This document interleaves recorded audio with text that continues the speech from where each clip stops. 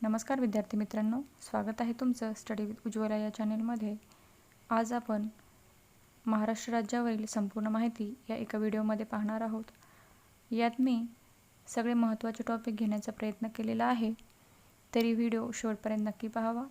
यात मी महाराष्ट्रातील निर्मिती, महाराष्ट्राची राज्यांची माहिती, महाराष्ट्रातील संतांची समाधीस्थळे, नद्यांची माहिती, धरणे, पठार, खनिज संपत्ती, महाराष्ट्रातील विद्यापीठे, महाराष्ट्रातील मंदिरे, महाराष्ट्रातील पंचायत राज असे अनेक टॉपिक यात घेण्याचा प्रयत्न केलेला आहे। चला तर मग वेळ न घालवता आपण व्हिडिओला सुरुवात करूया। महाराष्ट्र राज्याची माहिती। राज्याची निर्मिती 1 मे 1960। राजधानी मुंबई, उपराजधानी नागपूर, राज्यभाषा मराठी, राज्यफळ आंबा, राज्यप्राणी शेकरू, राज्यफूल मोठा बोंडारा किंवा तामन, राज्यपक्षी हरियाल किंवा हरावत, राज्यखेळ कबड्डी, राज्यगीत जय जय महाराष्ट्र। महाराष्ट्र राज्य विभाग। पहिला आहे प्रशासकीय विभाग, ते आहेत 6। दुसरा आहे प्रादेशिक विभाग, ते आहेत 5। तर पहिला आहे प्रशासकीय विभाग। त्याची व्याख्या: महाराष्ट्राच्या प्रादेशिक विभाग यांच्या प्रशासनासाठी शासनाने महाराष्ट्राची एकूण 6 प्रशासकीय विभागात विभागणी केली आहे। यालाच महाराष्ट्राचे प्रशासकीय विभाग असे म्हणतात। यात कोकण, छत्रपती संभाजीनगर, पुणे, नाशिक, नागपूर आणि अमरावती असे महाराष्ट्राचे एकूण 6 विभाग आहेत। त्यात पहिला आहे कोकण। यात एकूण जिल्हे आहेत 7। त्याचे मुख्यालय आहे मुंबई व यातील जिल्ह्यांची नावे: पालघर, ठाणे, मुंबई शहर, मुंबई उपनगर, रायगड, रत्नागिरी आणि सिंधुदुर्ग। दुसरे आहे छत्रपती संभाजीनगर। यात एकूण जिल्हे आहेत 8। त्याचे मुख्यालय आहे छत्रपती संभाजीनगर। यातील जिल्ह्यांची नावे: छत्रपती संभाजीनगर, जालना, परभणी, हिंगोली, नांदेड, बीड, लातूर आणि धाराशिव। तिसरा आहे पुणे। यात एकूण जिल्हे आहेत 5। मुख्यालय आहे पुणे। जिल्ह्यांची नावे: पुणे, सातारा, कोल्हापूर, सांगली आणि सोलापूर। चौथा आहे नाशिक। एकूण जिल्हे आहेत 5। मुख्यालय आहे नाशिक। यातील जिल्ह्यांची नावे: नाशिक, अहमदनगर, धुळे, नंदुरबार आणि जळगाव। पाचवा आहे नागपूर। यात एकूण जिल्हे आहेत 6। मुख्यालय आहे नागपूर। यातील जिल्ह्यांची नावे: नागपूर, वर्धा, चंद्रपूर, गोंदिया, भंडारा आणि गडचिरोली। सहावा आहे अमरावती। यात एकूण जिल्हे आहेत 5। याचे मुख्यालय आहे अमरावती। जिल्ह्यांची नावे: अमरावती, अकोला, बुलढाणा, यवतमाळ आणि वाशिम। तर दुसरा आहे प्रादेशिक विभाग। याची व्याख्या आहे: महाराष्ट्र हा भौगोलिकदृष्ट्या वेगवेगळ्या विभागामध्ये विभागला आहे। या विभागांना प्रादेशिक विभाग असे म्हणतात। यात कोकण, पश्चिम महाराष्ट्र, मराठवाडा, उत्तर महाराष्ट्र आणि विदर्भ असे 5 प्रादेशिक विभाग आहेत। यात पहिला आहे कोकण। यात 7 जिल्हे आहेत। यात कोकण प्रशासकीय विभाग मोडतो। दुसरा आहे पश्चिम महाराष्ट्र। यात आहेत 5 जिल्हे। यात पुणे प्रशासकीय विभाग मोडतो। तिसरा आहे मराठवाडा। यात 8 जिल्हे आहेत। यात छत्रपती संभाजीनगर विभाग मोडतो। चौथा आहे उत्तर महाराष्ट्र म्हणजे खानदेश। यात 5 जिल्हे म्हणजे नाशिक प्रशासकीय विभाग मोडतो व पाचवा आहे विदर्भ। यात 13 जिल्हे, नागपूर व अमरावती प्रशासकीय विभाग मोडतो। महाराष्ट्रातील जिल्ह्यांची संबोधने: महाराष्ट्राची आर्थिक राजधानी मुंबई, महाराष्ट्राची सांस्कृतिक राजधानी पुणे, महाराष्ट्राची ऐतिहासिक राजधानी कोल्हापूर, महाराष्ट्राची शैक्षणिक राजधानी पुणे, समाजसेवकांचा जिल्हा रत्नागिरी, ज्वारीचे कोठार व सोलापुरी चादरी सोलापूर, कुस्तीगीरांचा जिल्हा व गुळांचा जिल्हा कोल्हापूर, तांदळाचे कोठार व डोंगरी किल्ले असलेला जिल्हा रायगड, शूरवीरांचा जिल्हा सातारा, महाराष्ट्राची पर्यटन राजधानी छत्रपती संभाजीनगर, मराठवाड्याची राजधानी छत्रपती संभाजीनगर, महाराष्ट्राचे विद्येचे माहेरघर पुणे, अजिंठा लेणीचे प्रवेशद्वार जळगाव, जुन्या मराठी कवींचा जिल्हा, ऊस कामगारांचा जिल्हा बीड, ज्वारीचे कोठार परभणी, श्री भवानी मातेचा जिल्हा धाराशिव, मराठवाड्याची राजधानी व लेण्यांचा जिल्हा छत्रपती संभाजीनगर, संस्कृत कवींचा जिल्हा नांदेड, देवी रुक्मिणी व दमयंतीचा जिल्हा अमरावती, महाराष्ट्राची कापसाची बाजारपेठ बुलढाणा, संत्र्याचा जिल्हा नागपूर, तलावांचा जिल्हा भंडारा, जंगलांचा जिल्हा गडचिरोली, गौंड राजांचा जिल्हा चंद्रपूर, सोलर सिटीचा जिल्हा धुळे, आदिवासी बहुल जिल्हा नंदुरबार, पांढरे सोने कापसाचा जिल्हा यवतमाळ, केळीच्या बागा व अजिंठा लेण्याचे प्रवेशद्वार जळगाव, सारसबाग नाशिक, महाराष्ट्रातील तलावांचा जिल्हा गोंदिया, महाराष्ट्रातील सर्वाधिक वनांचा जिल्हा गडचिरोली, महाराष्ट्रातील 52 दरवाजांचे शहर छत्रपती संभाजीनगर, महाराष्ट्रातील सर्वाधिक आदिवासींचा जिल्हा नंदुरबार, साखर कारखाने असलेला जिल्हा अहमदनगर, द्राक्षांचा जिल्हा व मुंबईचा गवळीवाडा नाशिक, हळदीचा जिल्हा सांगली, कापसाचे शेत जळगाव, कलावंतांचा जिल्हा सांगली, भारताचे प्रवेशद्वार मुंबई, भारताचे प्रथम क्रमांकाचे औद्योगिक शहर मुंबई. महाराष्ट्रातील विद्युत प्रकल्प यावर माहिती घेणार आहोत. यात महाराष्ट्रातील औष्णिक विद्युत प्रकल्प, जलविद्युत प्रकल्प, अणुविद्युत प्रकल्प आणि पवन विद्युत प्रकल्प हे 4 प्रकल्प कुठे आहेत हे जाणून घेणार आहोत. तर वेळ न घालवता आपण या व्हिडिओला सुरुवात करूया. त्याआधी ज्यांनी या चॅनेलला सबस्क्राईब केले नसेल त्यांनी या चॅनेलला सबस्क्राईब करून घ्या, जेणेकरून माझ्या पुढच्या व्हिडिओचे अपडेट्स तुम्हाला मिळतील. चला तर मग सुरुवात करूया आपल्या प्रश्नांना. आपला पहिला प्रकल्प आहे महाराष्ट्रातील औष्णिक विद्युत प्रकल्प. तर यात पहिला आहे तुर्भे औष्णिक विद्युत प्रकल्प, जो की मुंबई येथे आहे.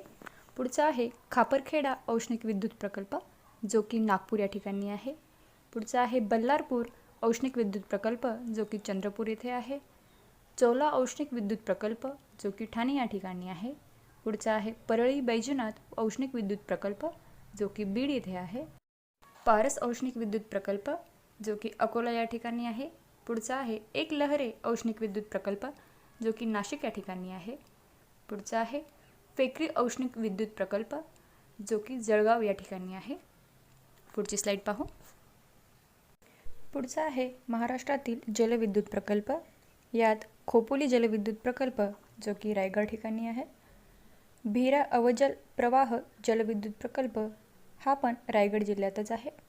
पुढचा आहे कोयना जलविद्युत प्रकल्प, जो की सातारा या ठिकाणी आहे. तिल्लारी जलविद्युत प्रकल्प, हा कोल्हापूर या ठिकाणी आहे. पुढचा आहे पेच जलविद्युत प्रकल्प, हा नागपूर या ठिकाणी आहे. पुढचा आहे जायकवाडी जलविद्युत प्रकल्प, हा औरंगाबाद जिल्ह्यामध्ये आहे. पुढचा आहे महाराष्ट्रातील अणुविद्युत प्रकल्प. यात तारापूर अणुविद्युत प्रकल्प, जो की ठाणे या ठिकाणी आहे. जैतापूर अणुविद्युत प्रकल्प, हा रत्नागिरी या ठिकाणी आहे. उमरेड अणुविद्युत प्रकल्प, हा नागपूर या ठिकाणी आहे. पुढची स्लाईड पाहू. पुढचे आहे महाराष्ट्रातील पवन विद्युत प्रकल्प. यात जमसांडे पवन विद्युत प्रकल्प, जो की सिंधुदुर्ग या ठिकाणी आहे. पुढचा आहे चाळकेवाडी पवन विद्युत प्रकल्प, जो की सातारा जिल्ह्यात आहे. ठोसेघर पवन विद्युत प्रकल्प, हा पण सातारा जिल्ह्यातच आहे. पुढचा आहे वनकुसवडे पवन विद्युत प्रकल्प, हा पण सातारा जिल्ह्यातच आहे. ब्रह्मणवेल पवन विद्युत प्रकल्प, हा धुळे जिल्ह्यात आहे. पुढचा आहे शहाजापूर पवन विद्युत प्रकल्प, जो की अहमदनगर या जिल्ह्यामध्ये आहे. महाराष्ट्रातील 5 ज्योतिर्लिंगे. पहिला आहे परळी वैजनाथ बीड. दुसरा आहे औंढा नागनाथ हिंगोली. तिसरा आहे घृष्णेश्वर वेरूळ औरंगाबाद. चौथा आहे भीमाशंकर पुणे. पाचवा आहे त्र्यंबकेश्वर नाशिक. महाराष्ट्रातील महत्त्वाचे घाट. थळ किंवा कसारा घाट मुंबई नाशिक मार्ग, बोरघाट पुणे मुंबई मार्ग, माळशेज घाट ठाणे अहमदनगर मार्ग, दिवे घाट पुणे बारामती मार्ग, ऑस्ट्रम किंवा कन्नड घाट धुळे औरंगाबाद मार्ग, कात्रज घाट पुणे सातारा मार्ग, पसरणी घाट वाई महाबळेश्वर मार्ग, शिरघाट नाशिक जव्हार मार्ग, भीमाशंकर घाट पनवेल नारायणगाव मार्ग, वरंधा घाट महाड पुणे मार्ग, कशेडी घाट महाडखेड दापोली मार्ग, चंदनपुरी घाट नाशिक पुणे मार्ग, नाणे घाट कल्याण जुन्नर मार्ग, तामिनी घाट पुणे माणगाव मार्ग, कुंभारली घाट कराड चिपळूण मार्ग, आंबा घाट रत्नागिरी कोल्हापूर मार्ग, फोंडा घाट कोल्हापूर पणजी मार्ग, आंबोली घाट बेळगाव सावंतवाडी मार्ग. महाराष्ट्रातील संतांची समाधीस्थळे. गाडगे महाराज अमरावती, समर्थ रामदास सज्जनगड, संत एकनाथ पैठण, गजानन महाराज शेगाव, संत ज्ञानेश्वर आळंदी, संत गोरोबा कुंभार ढोकी, संत चोखामेळा पंढरपूर, मच्छिंद्रनाथ सप्तशृंगी, संत तुकडोजी मोझरी, संत तुकाराम देहू, साईबाबा शिर्डी, जनार्दन स्वामी कोपरगाव, निवृत्तीनाथ त्र्यंबकेश्वर, दामाजी पंत मंगळवेढा, श्रीधर स्वामी पंढरपूर, गुरु गोविंद सिंह नांदेड, रामदास स्वामी जांब, सोपानदेव आपेगाव, गोविंदप्रभू रिधपूर, जनाबाई गंगाखेड, निवृत्तीनाथ आपेगाव, नरसी हिंगोली. महाराष्ट्रातील वृत्तपत्र व संपादक: दर्पण बाळशास्त्री जांभेकर, प्रभाकर धूमकेतू आणि Dnyandarshan Bhau Mahajan, Dnyanoday Henry Valentine, Dnyanprakash Krishnaji Ranade, Induprakash Vishnushastri Pandit, Arunoday Kashinath Phadke, native opinion Vishwanath Mandlik, Dinbandhu Krishnarao Bhalekar, Nibandhmala Vishnushastri Chiplunkar, Dnyansindhu Vireshwar Chhatre.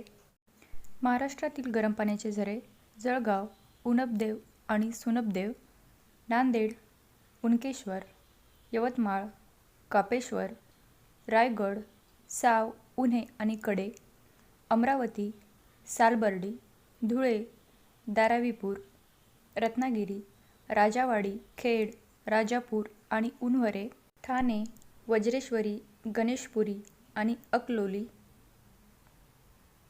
महाराष्ट्रातील राष्ट्रीय उद्याने: महाराष्ट्रात एकूण 6 राष्ट्रीय उद्याने आहेत. यात पहिला आहे ताडोबा, जो की चंद्रपूर जिल्ह्यात आहे.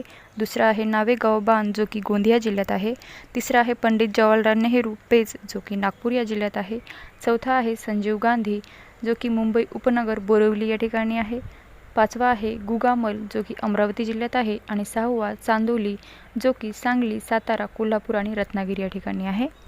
महाराष्ट्रातील क्रांती: हरित क्रांती अन्नधान्य उत्पादन, रजत क्रांती अंडी कोंबडी उत्पादन, नील क्रांती मत्स्य उत्पादन, गोल क्रांती बटाटा उत्पादन, धवल किंवा श्वेत क्रांती दूध उत्पादन, सेरिकल्चर क्रांती रेशीम उत्पादन, तपकिरी किंवा ग्रे क्रांती अपारंपरिक ऊर्जा आणि कोकोचे उत्पादन, पीत किंवा पिवळी क्रांती तेलबिया उत्पादन, लाल क्रांती मांस आणि टोमॅटो उत्पादन, सुवर्ण किंवा सोनेरी क्रांती सफरचंद उत्पादन, ब्रॉडबँड क्रांती माहिती व जनसंपर्क क्षेत्र, अमृत क्रांती नद्याजोड प्रकल्प, कृष्ण क्रांती पेट्रोलियम, कलम क्रांती हरियाणातील शिक्षण क्षेत्रातील विकास, करडी किंवा ग्रे क्रांती खत उत्पादन, इंद्रधनुष्य क्रांती शेतीच्या एकूण उत्पादनातील वाढ. महाराष्ट्रातील प्रसिद्ध फळे व ठिकाणे: हापूस आंबा देवगड आणि रत्नागिरी, चिकू घोलवड डहाणू जिल्हा ठाणे, सीताफळ दौलताबाद औरंगाबाद, मोसंबी श्रीरामपूर अहमदनगर, केळी वसई ठाणे आणि जळगाव, काजू मालवण सिंधुदुर्ग, बोर मेहरून, कलिंगड अलिबाग रायगड, संत्री नागपूर, अंजीर राजेवाडी रायगड. महाराष्ट्रातील कृषी विद्यापीठे: महात्मा फुले कृषी विद्यापीठ राहुरी अहमदनगर, स्थापना 1968. डॉ. पंजाबराव देशमुख कृषी विद्यापीठ अकोला, स्थापना 1969. डॉ. बाळासाहेब सावंत कोकण कृषी विद्यापीठ दापोली जिल्हा रत्नागिरी, स्थापना 1972. वसंतराव नाईक मराठवाडा कृषी विद्यापीठ परभणी, स्थापना 1972. महाराष्ट्राची लांबी, रुंदी व क्षेत्रफळ: महाराष्ट्राची पश्चिम पूर्व लांबी सुमारे 800 किलोमीटर आहे. दक्षिण उत्तर किनारपट्टी सुमारे 720 किलोमीटर आहे. महाराष्ट्राचे क्षेत्रफळ 3,07,713 चौरस किलोमीटर आहे. क्षेत्रफळाच्या दृष्टीने भारतामध्ये महाराष्ट्राचा 3रा क्रमांक आहे. महाराष्ट्राने देशाचा 9.36% प्रदेश व्यापलेला आहे. महाराष्ट्रातील जिल्हे निर्मिती: 1 मे 1981 रत्नागिरीपासून सिंधुदुर्ग 27वा जिल्हा, औरंगाबादपासून जालना 28वा जिल्हा. 16 ऑगस्ट 1982 उस्मानाबादपासून लातूर 29वा जिल्हा. 26 ऑगस्ट 1982 चंद्रपूरपासून गडचिरोली 30वा जिल्हा. 1990 मुंबईपासून मुंबई उपनगर 31वा जिल्हा. 1 जुलै 1998 धुळेपासून नंदुरबार 32वा जिल्हा. अकोल्यापासून वाशिम 33वा जिल्हा. 1 मे 1999 परभणीपासून हिंगोली 34वा जिल्हा. 1 ऑगस्ट 2014 ठाण्यापासून पालघर 36वा जिल्हा.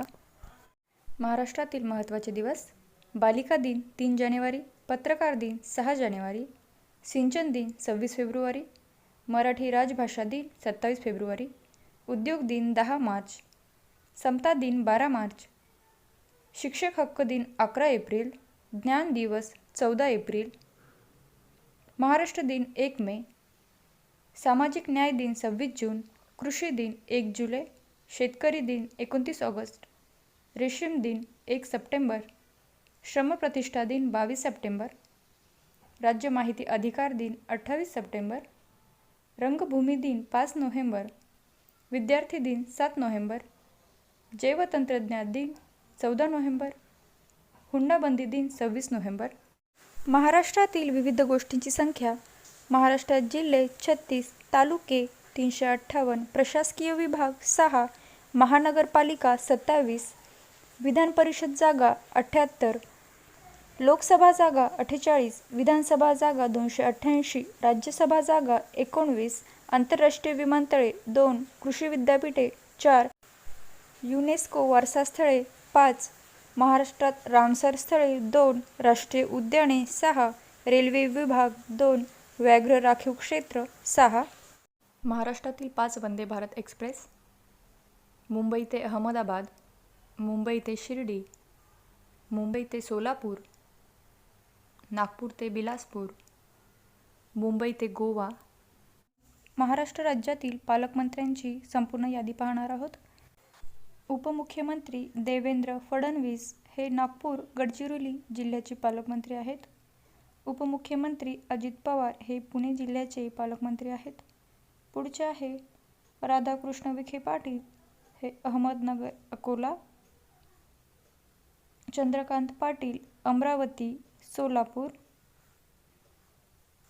डॉक्टर विजयकुमार गावित भंडारा जिल्ह्याचे, दिलीप वळसे पाटील बुलढाणा जिल्हा, हसन मुश्रीफ कोल्हापूर जिल्हा, धर्मराव बाबा आत्राम गोंदिया जिल्हा, धनंजय मुंडे बीड जिल्हा, संजय बनसोडे परभणी, अनिल पाटील नंदुरबार जिल्हा, सुधीर मुनगंटीवार चंद्रपूर वर्धा जिल्हा, गिरीश महाजन धुळे लातूर व नांदेड जिल्हा, गुलाबराव पाटील जळगाव जिल्हा, दादा भुसे नाशिक, संजय राठोड यवतमाळ व वाशिम जिल्हा, सुरेश खाडे सांगली जिल्हा, संदीपान भुमरे छत्रपती संभाजीनगर, उदय सामंत रत्नागिरी व रायगड जिल्हा, डॉक्टर तानाजी सावंत धाराशिव, रवींद्र चव्हाण पालघर व सिंधुदुर्ग जिल्हा, अब्दुल सत्तार हिंगोली जिल्हा, दीपक केसरकर मुंबई शहर, अतुल सावे जालना जिल्हा, शंभूराज देसाई सातारा व ठाणे जिल्हा, मंगलप्रभात लोढा मुंबई उपनगर.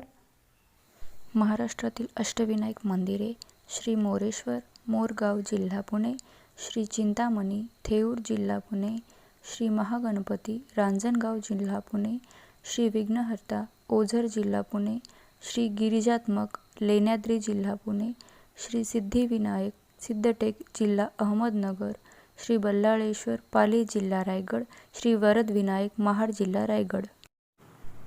अहमदनगर पठार कोणत्या जिल्ह्यात आहे? उत्तर आहे अहमदनगर. सासवड पठार कोणत्या जिल्ह्यात आहे? उत्तर आहे पुणे.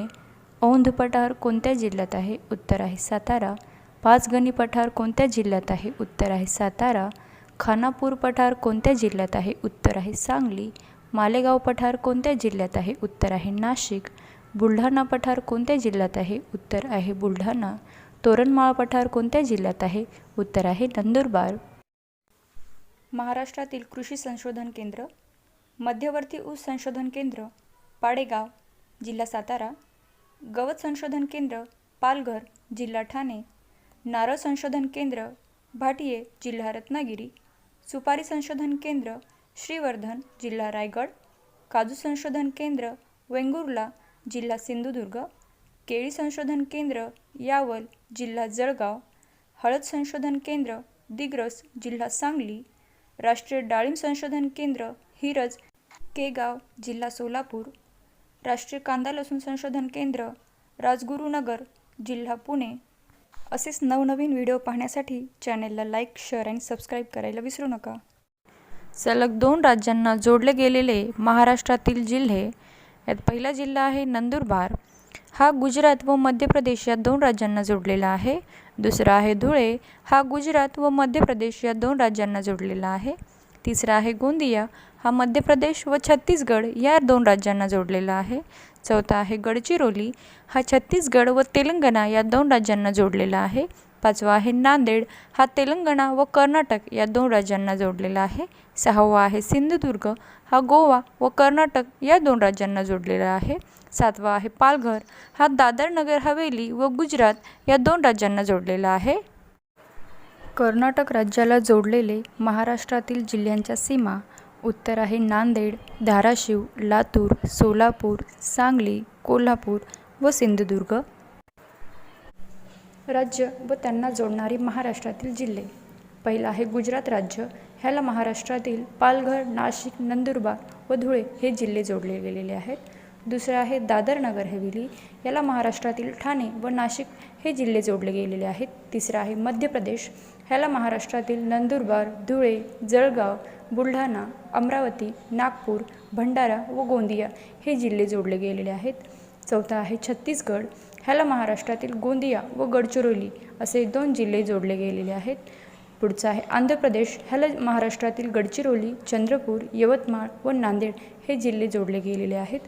नंतरचा आहे गोवा. ह्याला महाराष्ट्रातील सिंधुदुर्ग जिल्हा जोडला गेलेला आहे.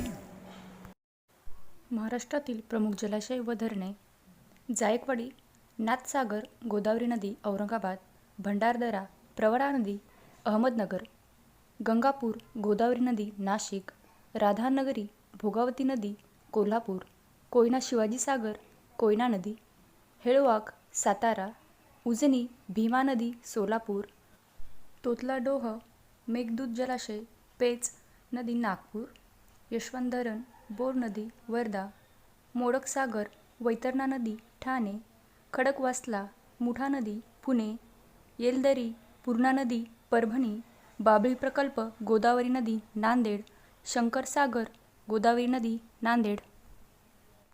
महाराष्ट्रातील थंड हवेचे ठिकाण: महाबळेश्वर, पाचगणी, सातारा, म्हैसमाळ, औरंगाबाद, माथेरान, रायगड, तोरणमाळ, नंदुरबार, अंबोली, सिंधुदुर्ग, चिखलदरा, अमरावती, पन्हाळा, कोल्हापूर, भंडारदरा, अहमदनगर, नरनाळा, अकोला. महाराष्ट्रातील खनिज संपत्ती व ते कुठे आढळतात हे आपण ट्रिक्सनुसार पाहणार आहोत, एकदम सोप्या पद्धतीने. पहिली संपत्ती आहे दगडी कोळसा, जे की नागपूर, चंद्रपूर आणि यवतमाळ या 3 जिल्ह्यात आढळून येते. ह्यालाच आपण ट्रिक्सनुसार नाच कोळशाच्या माळावर असे लक्षात ठेवू शकता. परत एकदा पहा, नाच कोळशाच्या माळावर. यात ना म्हणजे नागपूर, च म्हणजे चंद्रपूर, कोळशाच्या म्हणजे दगडी कोळसा व माळावर म्हणजे यवतमाळ. यात नागपूर जिल्ह्यात कामठी आणि उमरखेड या गावात दगडी कोळसा आढळतो. चंद्रपूर जिल्ह्यात घुगुस व वरोडा या गावामध्ये दगडी कोळसा आढळतो आणि यवतमाळ जिल्ह्यात वणी आणि राजुरा या 2 गावामध्ये दगडी कोळसा आढळतो. पुढची खनिज संपत्ती आहे मॅग्नीज, जी की नागपूर, भंडारा आणि सिंधुदुर्ग या 3 जिल्ह्यामध्ये आढळून येते. ह्यालाच आपण ट्रिक्सनुसार सिंधू भांड नाग मॅगीला असे लक्षात ठेवू शकता. परत पहा, सिंधू भांड नाग मॅगीला. यात सिंधू म्हणजे सिंधुदुर्ग, भांड म्हणजे भंडारा, नाग म्हणजे नागपूर आणि मॅगीला म्हणजे मॅग्नीज. सिंधुदुर्ग जिल्ह्यातील सावंतवाडी, वेंगुर्ला आणि कणकवली या भागामध्ये मॅग्नीज आढळून येतो. भंडारा जिल्ह्यातील तुमसूर या ठिकाणी मॅग्नीज आढळून येतो आणि नागपूर जिल्ह्यातील कांद्री, मनसर, रामडोंगरी, कोदेगाव व खापा या भागामध्ये मॅग्नीज आढळून येतो. पुढची खनिज संपत्ती आहे लोह खनिज, जी की चंद्रपूर, गडचिरोली, गोंदिया, सिंधुदुर्ग आणि कोल्हापूर या जिल्ह्यामध्ये मोठ्या प्रमाणात आढळून येते. ह्यालाच आपण ट्रिक्सनुसार लोग चंद्रावर, सिंधू गोंदियाको असेही लक्षात ठेवू शकता. परत पहा, लोग चंद्रावर, सिंधू गोंदियाको.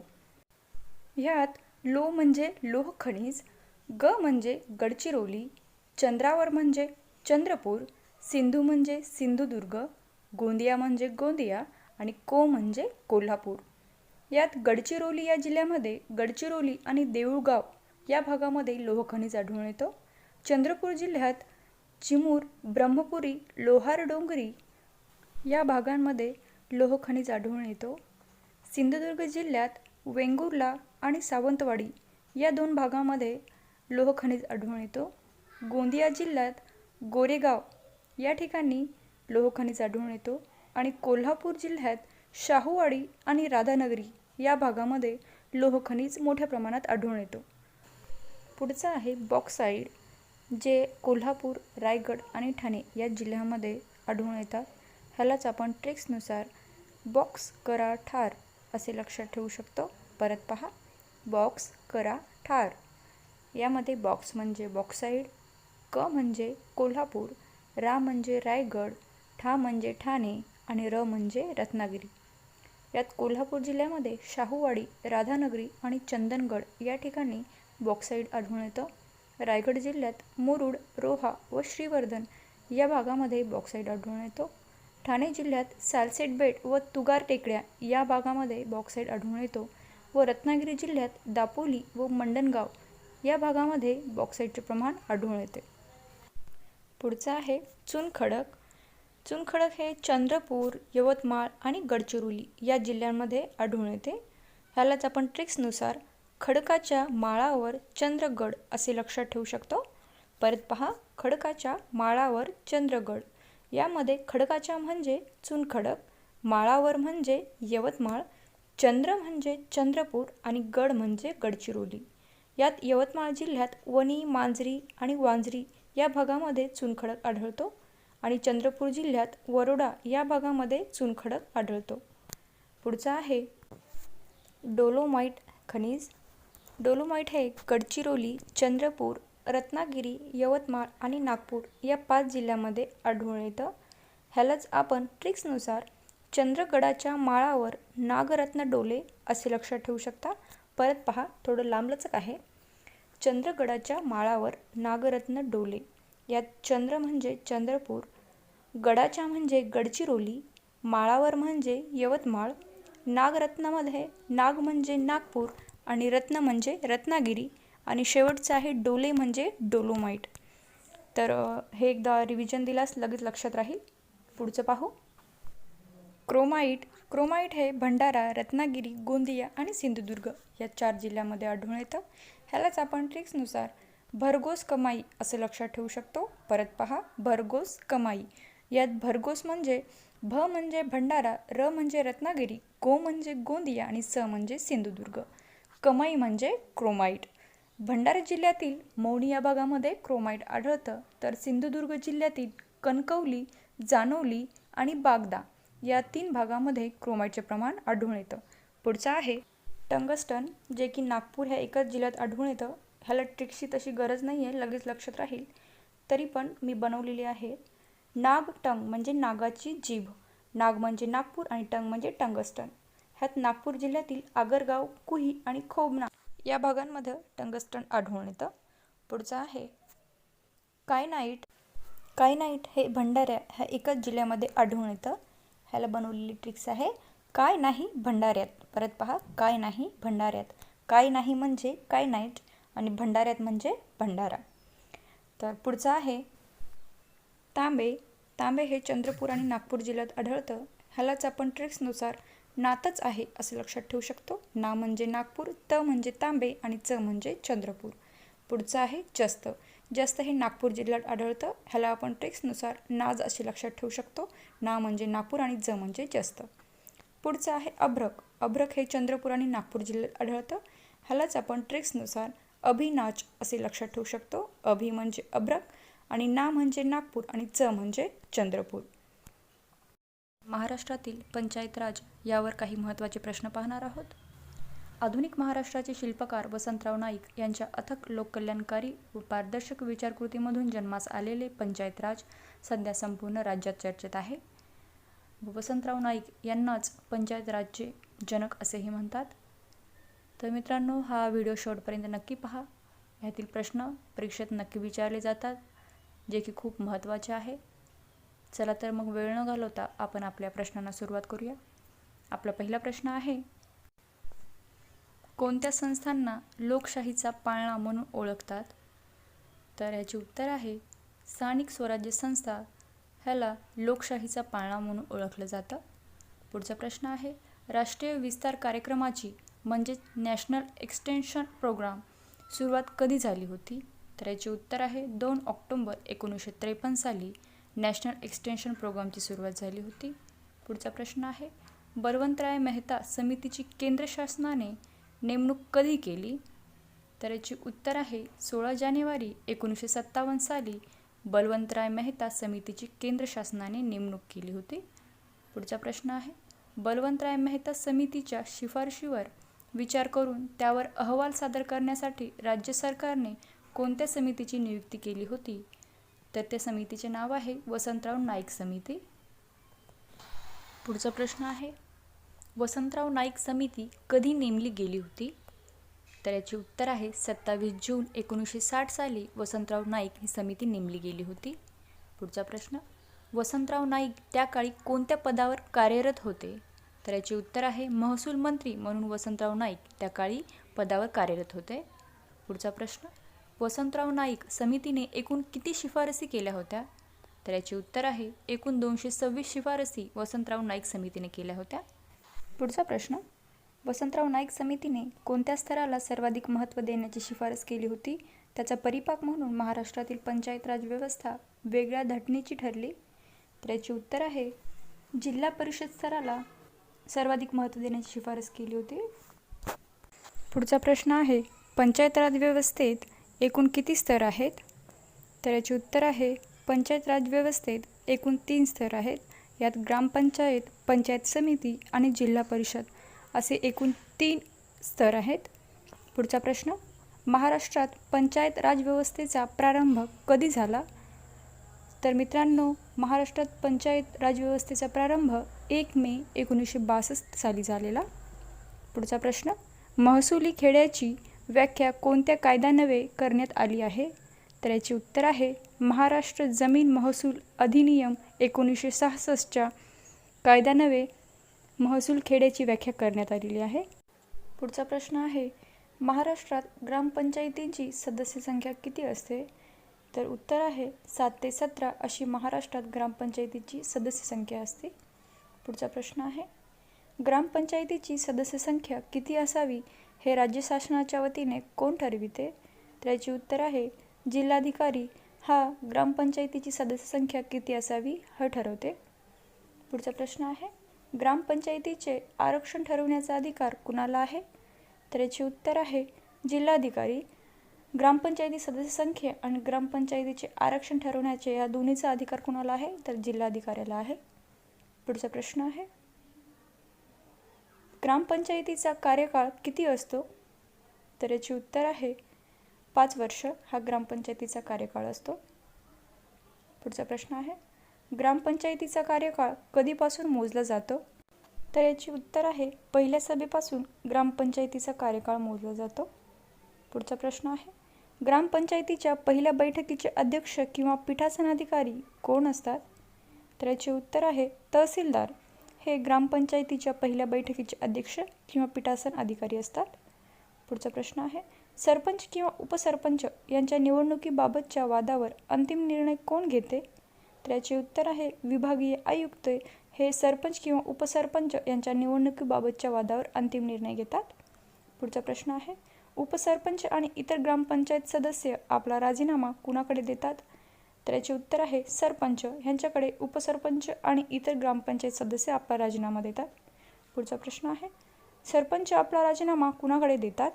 तर याचे उत्तर आहे सरपंच आपला राजीनामा पंचायत समिती सभापती यांच्याकडे देतात. पुढचा प्रश्न आहे, पुरुष सरपंच किंवा उपसरपंच यांच्यावरील अविश्वास ठराव पारित होण्यासाठी किती बहुमतांची आवश्यकता असते? तर याचे उत्तर आहे 2/3 बहुमताची आवश्यकता असते. पुढचा प्रश्न आहे, महिला सरपंच किंवा उपसरपंच यांच्यावरील अविश्वास ठराव पारित होण्यासाठी किती बहुमताची आवश्यकता असते? तर याचे उत्तर आहे 3/4 बहुमताची आवश्यकता असते महिला सरपंच आणि उपसरपंच यांच्यावरील अविश्वास ठराव पारित होण्यासाठी, आणि 2/3 हा पुरुष सरपंच आणि उपसरपंचासाठी असते. पुढचा प्रश्न आहे, पंचायत समिती, उपसभापती आणि इतर पंचायत समिती सदस्य आपला राजीनामा कुणाकडे देतात? तर याचे उत्तर आहे पंचायत समिती सभापती यांच्याकडे पंचायत समिती उपसभापती आणि इतर पंचायत समिती सदस्य आपला राजीनामा देतात. पुढचा प्रश्न आहे, पंचायत समिती सभापती आपला राजीनामा कोणाकडे देतात? तर याचे उत्तर आहे जिल्हा परिषद अध्यक्ष यांच्याकडे. पुढचा प्रश्न आहे, जिल्हा परिषद सदस्य आपला राजीनामा कुणाकडे देतात? तर याचे उत्तर आहे संबंधित विषय समिती सभापती यांच्याकडे जिल्हा परिषद सदस्य आपला राजीनामा देतात. पुढचा प्रश्न आहे, जिल्हा परिषद उपाध्यक्ष आणि विषय समितींचे सभापती आपला राजीनामा कुणाकडे देतात? तर याचे उत्तर आहे जिल्हा परिषद अध्यक्ष यांच्याकडे जिल्हा परिषद उपाध्यक्ष आणि विषय समितीचे सभापती आपला राजीनामा देतात. पुढचा प्रश्न आहे, जिल्हा परिषद अध्यक्ष आपला राजीनामा कोणाकडे देतात? तर याचे उत्तर आहे विभागीय आयुक्त यांच्याकडे जिल्हा परिषद अध्यक्ष आपला राजीनामा देतात. पुढचा प्रश्न आहे, कोण ग्रामपंचायतीचा सचिव असतो मात्र ग्रामपंचायतीचा नोकर नसतो? तर मित्रांनो, याचे उत्तर आहे ग्रामसेवक हा ग्रामपंचायतीचा सचिव असतो परंतु ग्रामपंचायतीचा नोकर नसतो. पुढचा प्रश्न आहे, ग्रामसेवक कोणाचा नोकर असतो? तर याचे उत्तर आहे जिल्हा परिषदेचा ग्रामसेवक हा नोकर असतो. पुढचा प्रश्न आहे, ग्रामसेवकाचे वेतन कशातून दिले जाते? तर याचे उत्तर आहे ग्रामसेवकाचे वेतन हे जिल्हा परिषदेच्या जिल्हा निधीतून दिले जाते. पुढचा प्रश्न, ग्रामीण भागात बालविवाह प्रतिबंधक अधिकारी म्हणून कोण कार्य पाहतो? तर याचे उत्तर आहे ग्रामसेवक हा ग्रामीण भागातील बालविवाह प्रतिबंधक अधिकारी म्हणून कार्य पाहतो. पुढचा प्रश्न आहे, ग्रामसेवक प्रशिक्षण केंद्र कुठे आहे? तर याचे उत्तर आहे शिंदेवाही जिल्हा चंद्रपूर आणि मांजरी जिल्हा पुणे या 2 जिल्ह्यामध्ये ग्रामसेवक प्रशिक्षण केंद्र आहे. पुढचा प्रश्न आहे, ग्रामपंचायतीचे कर निश्चित करण्याचा अधिकार कुणाला आहे? तर याचे उत्तर आहे राज्य शासनाला ग्रामपंचायतीचे कर निश्चित करण्याचा अधिकार आहे. पुढचा प्रश्न आहे, सरपंच समितीचा पदसिद्ध सचिव म्हणून कोण काम पाहतो?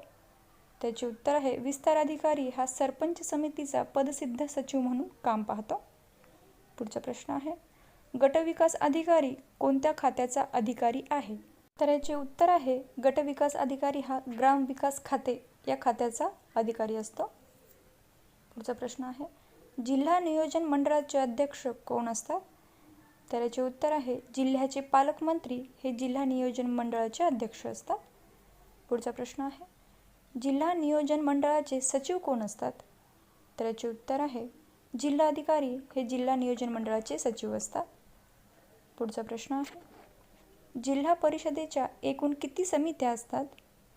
तर याचे उत्तर आहे जिल्हा परिषदेच्या एकूण 10 समित्या असतात.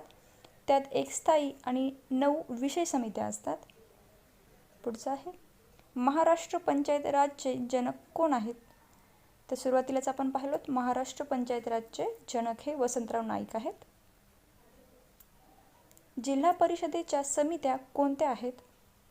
तर याचे उत्तर आहे स्थायी, कृषी, समाज कल्याण, शिक्षण, बांधकाम, वित्त, आरोग्य, पशुसंवर्धन व दुग्ध विकास, महिला व बाल कल्याण, जलसंधारण व पेयजल पुरवठा हे जिल्हा परिषदेच्या समित्या आहेत.